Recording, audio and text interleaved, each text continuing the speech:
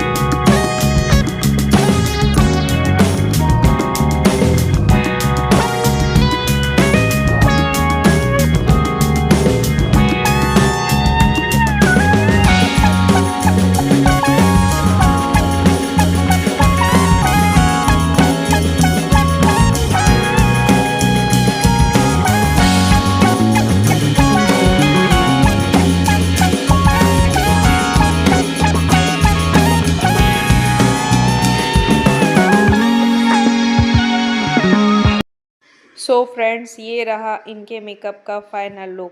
सो आप लोग कमेंट करके ज़रूर बताइएगा कि आपको ये मेकअप कैसा लगा और ये फाइनल लुक कैसा रहा आपके लिए। Bye bye.